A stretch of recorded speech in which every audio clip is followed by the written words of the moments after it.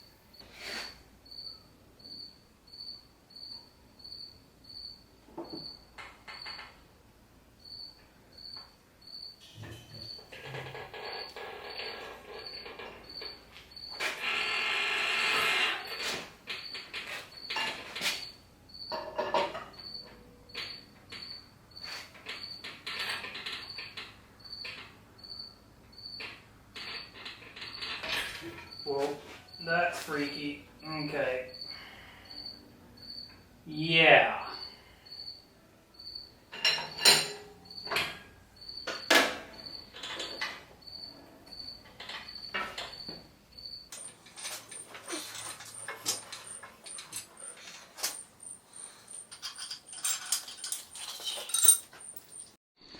So there it is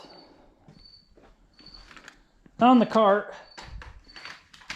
I know it kind of looks goofy, a little, I don't know the word for it, not proportionate to the cart, like every cart I build it seems like, but the cool thing is we can preserve the skid that it's still on and have a nice display base for, you know, putting this engine on.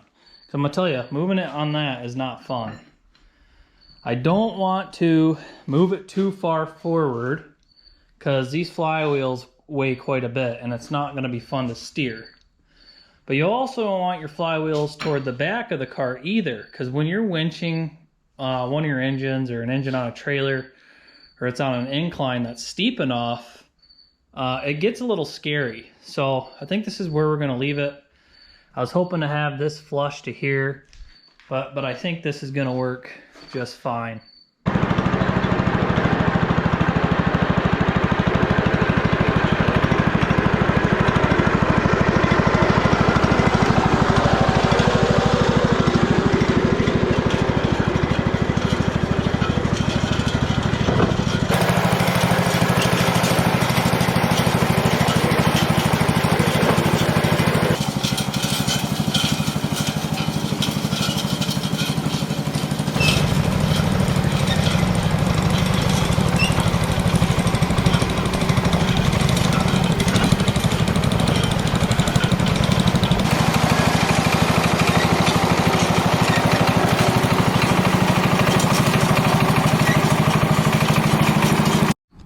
Well, I am pretty happy with that. We got some alignment issues we gotta get fixed up here on the tires, or on the front rims here. Might need to dent this one in a little bit more to kind of bring this wheel in, but it actually pulls really nice. I'm really surprised with these thin wheels. I haven't pulled it by hand yet, but 4 horse, 4.5 horse is an awkward size. You know, it's not like big like my 6 horse, but it's not small like my 3. So kind of a weird size. And drop a comment, let me know what you think. Should we move this engine this way more? I told you earlier why I don't want to do that. I don't want too much weight up here on the front to make it steering it too difficult, but I don't know. So let's get to the repairs. We got to get this governor fixed, so we'll be doing a little work on the lathe. Wanted to give a quick shout out to my buddy Jason. He got me this Hercules shirt. Pretty sweet. He's a Hercules guy. So before there was just a bolt sitting here, and I'm pretty sure there's supposed to be a spring that sits between here and here. So what this is our latch out assembly for the rocker arm. And what will happen is this engine will just randomly like start speeding up, running way too fast, almost running away.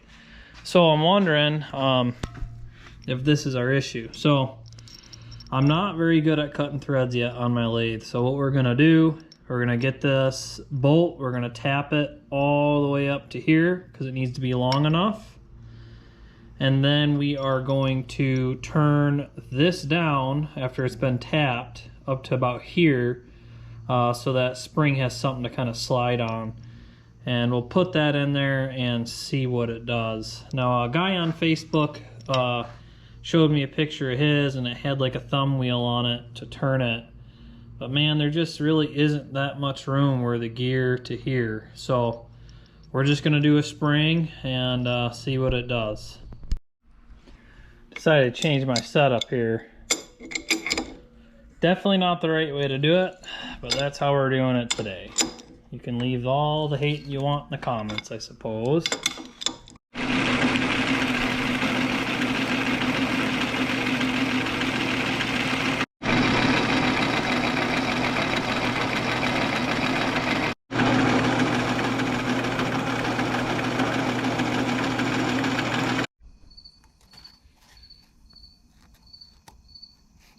That fits nice.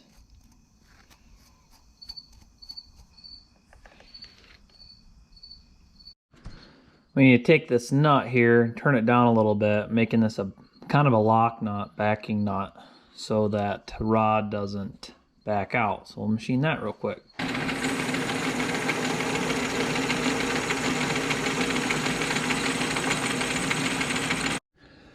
So that ain't too bad for a guy who don't know what he's doing. So now we got our backing nut on there, got this turned down. Got to get a washer on each end for the spring, and let's get it installed and fire this thing up.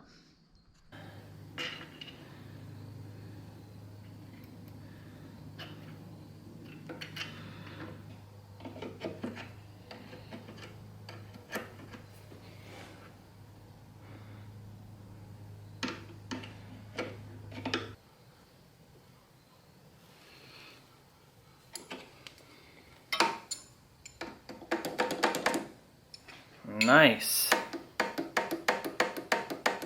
Well, let's throw some gas in it and see how it runs. Eagle gas can. I love this thing. I'm a sucker for old gas cans. I actually need to get rid of some. I've got too many.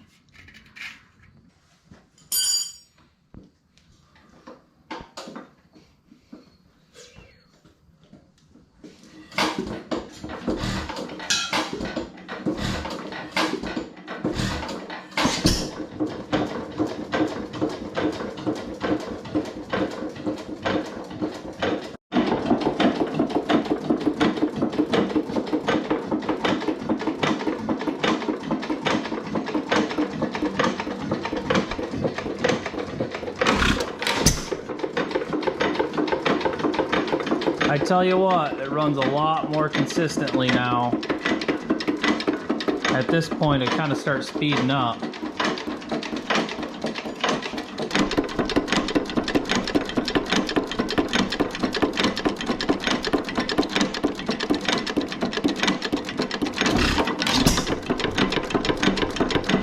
Well, folks, I think that's a win.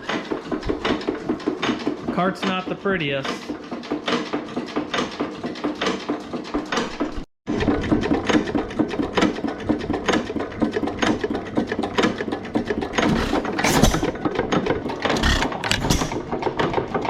Ain't the nicest. I have a previous video of me building this cart. It wasn't very exciting. It was a lot of cutting and modifying.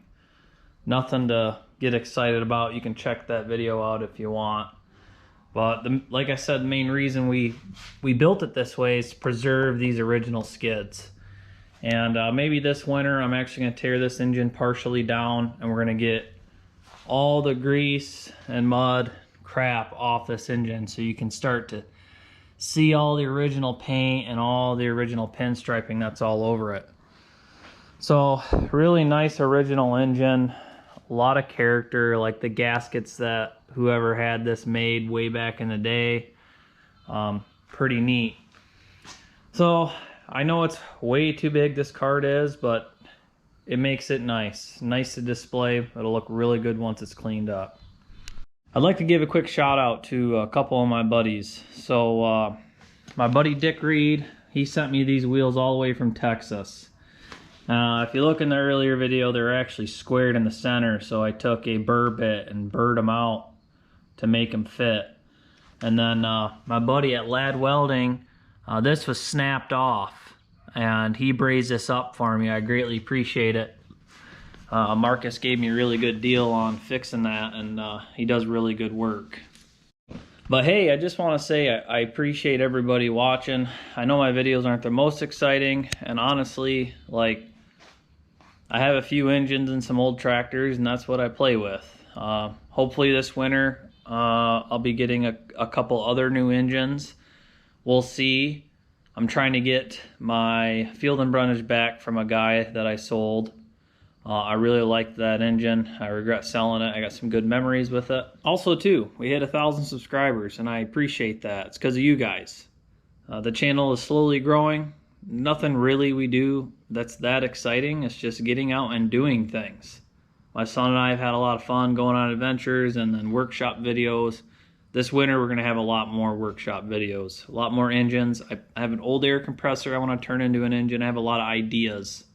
So that's something we're going to be working on. But I was thinking about just having a channel update video, and I think I probably will do that, and kind of our plans this winter and kind of future plans for the channel, I suppose. It's not that big, but hey, you know, I enjoy recording this. It's not fun editing videos, but anyway, there's another channel I want you guys to check out. His name's Muddy Creek Iron. He posts a lot of videos on Facebook, and he has a YouTube channel as well. It's called Muddy Creek Iron. Check him out. He's playing with all sorts of cool stuff. I was talking to him last night on Facebook, kind of about his YouTube channel and his Facebook. He's got a lot of followers on Facebook, but not too much going on YouTube, so go check his channel out. He does a lot of cool, interesting stuff. He has a lot more engines than I do.